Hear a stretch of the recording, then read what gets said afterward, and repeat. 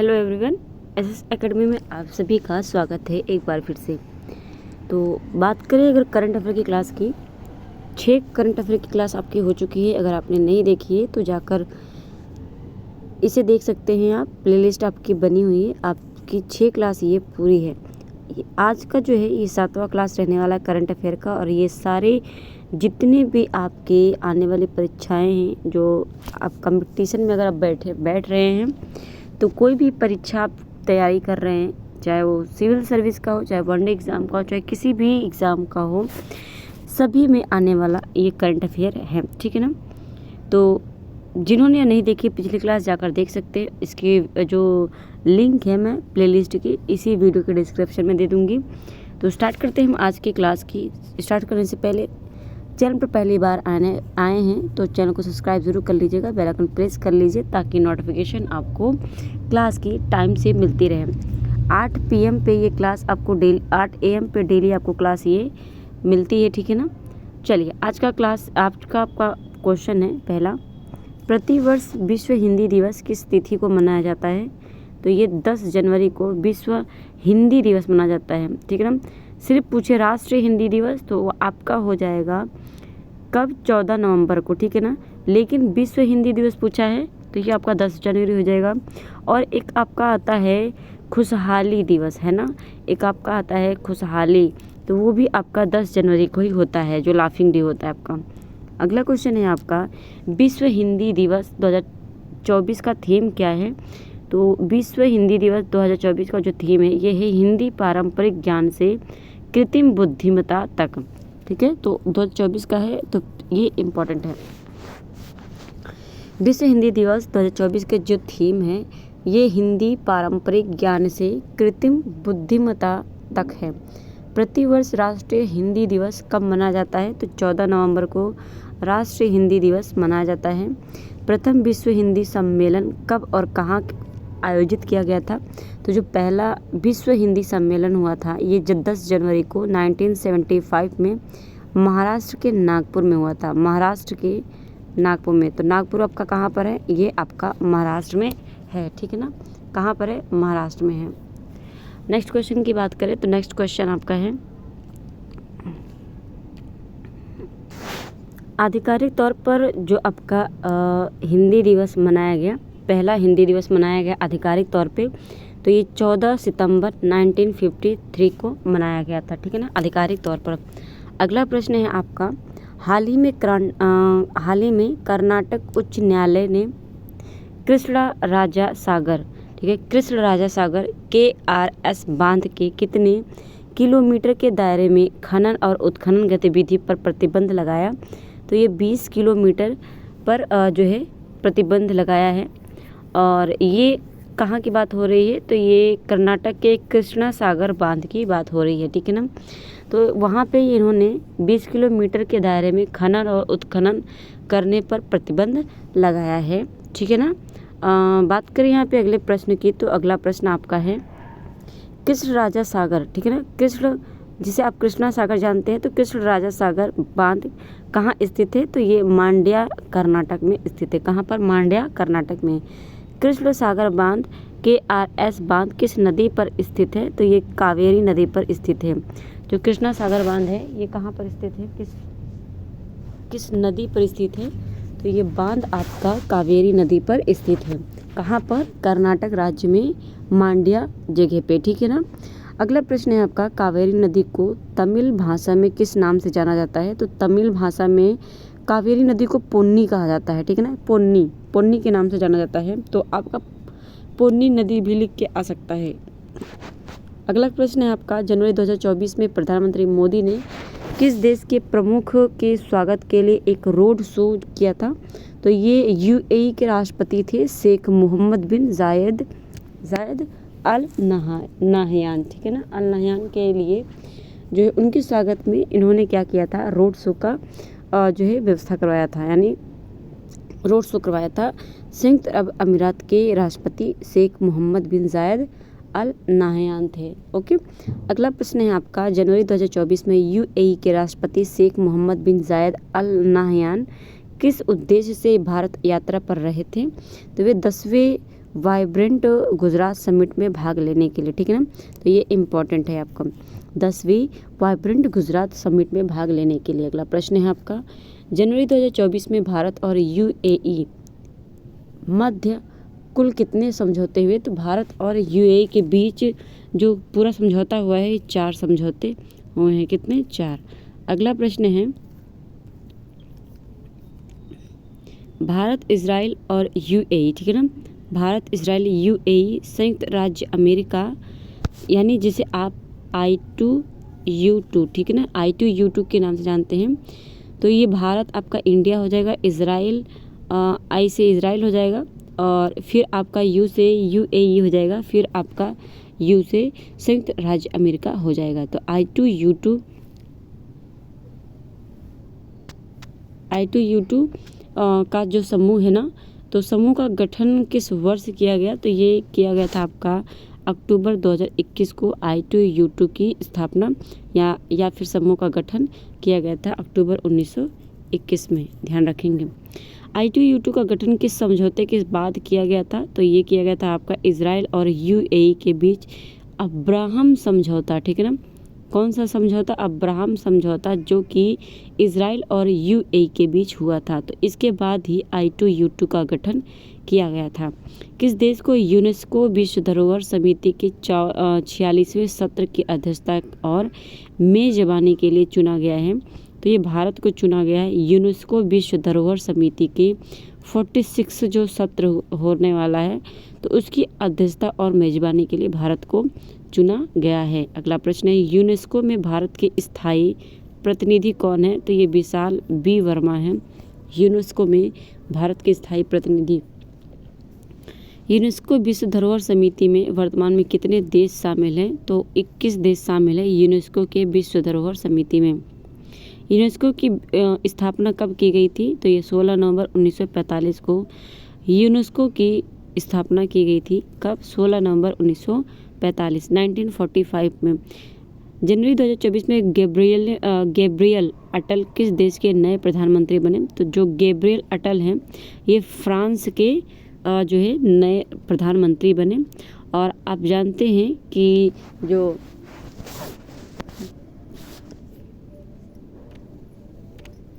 इस बार जो गणतंत्र दिवस पे जो अतिथि के रूप में आए थे, तो ये फ्रांस के राष्ट्रपति ही आए थे, ठीक है ना। मैनुअल मैक्रो जो फ्रांस के राष्ट्रपति हैं, वो इस बार अतिथि थे गणतंत्र दिवस पे, ठीक है ना।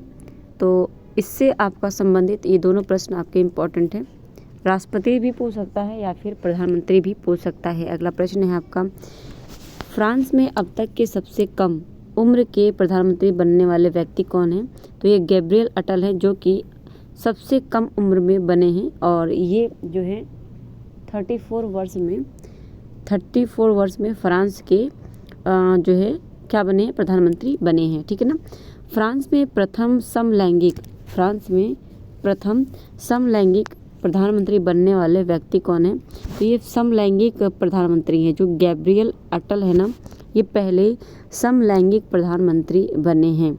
गैब्रियल अटल ने फ्रांस के प्रधानमंत्री के रूप में किसे प्रतिस्थापित किया है?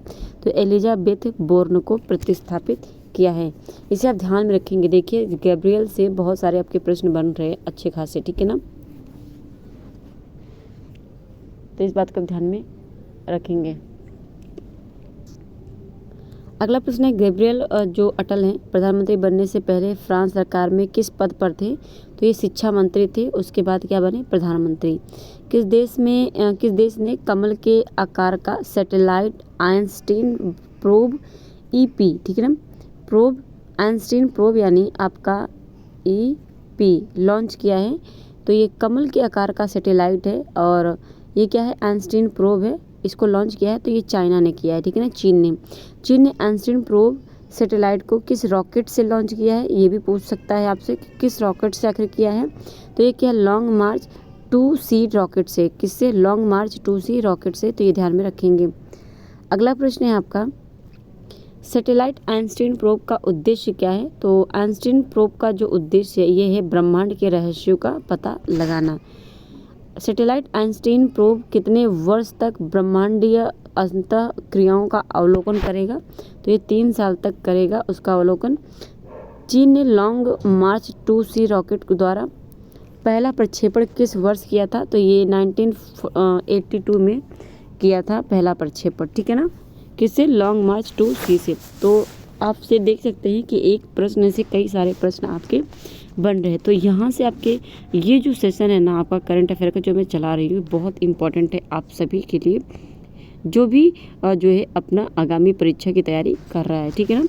रोगों के अंतर्राष्ट्रीय वर्गीकरण 11TM मॉड्यूल 2, ठीक है ना। रोगों के अंतर्राष्ट्रीय वर्गीकरण 11TM मॉड्यूल 2 मॉर्बिडिटी, ठीक है ना, मॉर्बिडिटी कोड्स WHO का जो उद्घाटन कार्यक्रम किस स्थान पर आयोजित किया गया? तो ये नई दिल्ली में किया गया, ठीक है ना।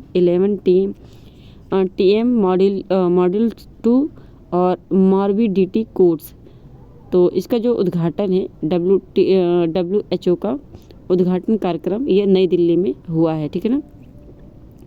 अगला प्रश्न है आपका, WHO ने रोगों के अंतर्राष्ट्रीय वर्गीकरण 11 में, ठीक है ना, वर्गीकरण 11 में मॉड्यूल 2 के रूप में किस पारंपरिक चिकित्सा रुग्णता कोड का शुभ आरंभ किया है? तो ये आयुर्वेद, सिद्ध और यूनानी का शुभ आरंभ किया है। आयुष्मान मंत्रालय ने आयुर्वेद, यूनानी और सिद्ध चिकित्सा के लिए किसके साथ एक डोनर एग्रीमेंट पर भी हस्ताक्षर किए हैं? तो ये WHO के साथ, ठीक है ना। किसके साथ? WHO के साथ आयुष्मान मंत्रालय ने हस्ताक्षर किए हैं, ठीक है ना, डोनर एग्रीमेंट पर। 10वें वाइब्रेंट गुजरात ग्लोबल समिट 2024 का उद्घाटन किसके द्वारा किया गया? तो ये नरेंद्र मोदी प्रधानमंत्री के द्वारा किया गया, ठीक है। अगला प्रश्न है आपका, 10वें वाइब्रेंट गुजरात ग्लोबल समिट 2024 का विषय क्या रहा, यानी थीम क्या रहा? तो गेटवे टू द फ्यूचर रहा, ठीक है ना, गेटवे टू द फ्यूचर रहा है। वाइब्रेंट गुजरात ग्लोबल समिट 2024 का मुख्य अतिथि कौन थे? तो ये UAE संयुक्त अरब अमीरात के राष्ट्रपति थे जिनका नाम है शेख मोहम्मद बिन जायद अल नाहयान, ठीक है ना, तो इन्हें आप ध्यान में रखेंगे। अगला है 5वें वाइब्रेंट गुजरात ग्लोबल समिट आयोजन, ठीक है ना, ग्लोबल समिट आयोजन की जो परंपरा कब आरंभ की हुई थी? तो ये 2003 में आरंभ हुई थी। DRDO ने, ठीक है ना, DRDO ने किस नाम से एक स्वदेशी असॉल्ट राइफल, ठीक है ना, एक स्वदेशी असॉल्ट राइफल जो है लॉन्च किया है? किसने? DRDO ने। तो ये उग्राम असॉल्ट राइफल लॉन्च किया है जो कि स्वदेशी है और ये किया है DRDO ने, ठीक है ना। अगला प्रश्न है आपका, स्वदेशी असॉल्ट राइफल उग्राम किस संस्था द्वारा विकसित किया गया है? तो उसी को आपका घुमा कर दे दिया है, तो ये आपका हो जाएगा कौन? ये आपका हो जाएगा DRDO, जिसका फुल फॉर्म है आर्मामेंट रिसर्च एवं डेवलपमेंट एस्टेब्लिशमेंट, ठीक है ना, ये आपका हो जाएगा। अगला प्रश्न है आपका, स्वदेशी असॉल्ट राइफल उग्राम की प्रभावी रेंज क्या है? तो प्रभावी रेंज 500 मीटर है, ये ध्यान में रखेंगे। अगला प्रश्न है आपका, अगला प्रश्न है रक्षा अनुसंधान और विकास संगठन, जिसे आप DRDO कहते हैं, तो रक्षा अनुसंधान और विकास संगठन की स्थापना कब की गई थी? तो ये 1958 में की गई थी।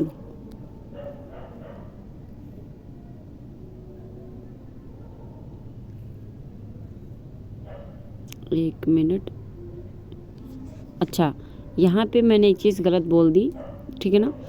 ये प्रश्न आप देखेंगे दोबारा, स्वदेशी असॉल्ट जो राइफल है उग्राम किस संस्था द्वारा विकसित किया गया है, ये पूछा है। तो विकसित किया गया है, ये किया गया है आपका ARDE, ठीक है ना, ARDE के संस्था के द्वारा ये डेवलप किया गया है, जिसे आप armament research and development establishment कहते हैं, ठीक है ना। तो ये ध्यान में रखेंगे, RD ने इसे क्या किया है?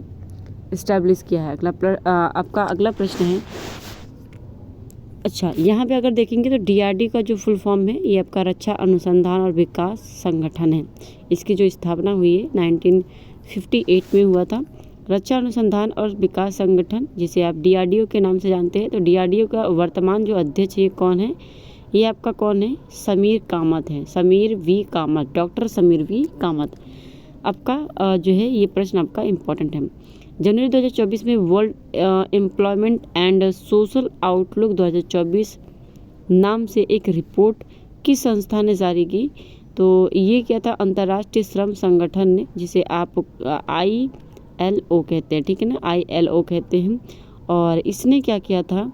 अंतर्राष्ट्रीय श्रम संगठन ने world employment and social outlook 2024 के नाम से एक रिपोर्ट की जो है जारी किया था। अगला प्रश्न है ILO यानी श्रम संगठन world employment and social outlook report में इस वर्ष बेरोजगार लोगों की संख्या में कितनी वृद्धि की संभावना बताई है? तो 2 मिलियन जो है बेरोजगार बढ़े हैं, ठीक है ना, ऐसा इसका कहना है किसका? श्रम संगठन का। ILO की 2024 world employment and social outlook report में इस वर्ष बेरोजगारी में कितनी वृद्धि की संभावना व्यक्त की गई है? तो ये की गई है 5.2%। परसेंट में अगर पूछा जाए तो 5.2%, और ऐसे पूछा जाए अगर संख्या में तो ये आपका हो जाएगा कितना? 2 मिलियन, ठीक है ना। ILO की 2024 world employment social outlook report में 2023 में बेरोजगारी, 2023 की पूछ रहा है, तो 2023 में बेरोजगारी दर कितनी थी पूछा है? तो ये 5.1% थी। अब कितनी हो गई है? 5.2% हो गई है। अगला अपना क्वेश्चन है, अंतर्राष्ट्रीय श्रम संगठन की स्थापना किस वर्ष की गई थी? तो 1990 में हुई, यानी 1919 यानी आपका 1919 में इसकी स्थापना हुई थी, ठीक है ना, 1919 में। अगला प्रश्न है आपका, हाल ही में दृष्टि 10 मानव रहित हवाई वाहन का अनावरण किसके द्वारा किया गया? तो ये नौसेना प्रमुख एडमिरल R हरि कुमार के द्वारा किया गया। किसके द्वारा? ये नौसेना प्रमुख हैं R हरि कुमार, ठीक है ना। तो इन्होंने क्या किया है? 10 मानव रहित हवाई वाहन यानी जो आपका UAV, ठीक है ना, UAV का अनावरण किया है। तो ये एडमिरल R हरि कुमार ने की है। दृष्टि 10 स्टार लाइनर किसके द्वारा विकसित किया गया है? तो दृष्टि जो 10 स्टार लाइनर है ये अडानी डिफेंस एंड एरोस्पेस के द्वारा किया गया है, तो ये ध्यान में रखेंगे, ठीक है ना, अडानी डिफेंस एंड एरोस्पेस के द्वारा किया गया। अगला प्रश्न है आपका, दृष्टि 10 स्टार लाइनर के समुद्री अभियानों का शुभ आरंभ कहाँ से किया जाएगा? तो ये पोरबंदर गुजरात से किया जाएगा। अगला प्रश्न है, भारतीय नौसेना के पूर्वी नौसेना कमांड का मुख्यालय कहाँ है?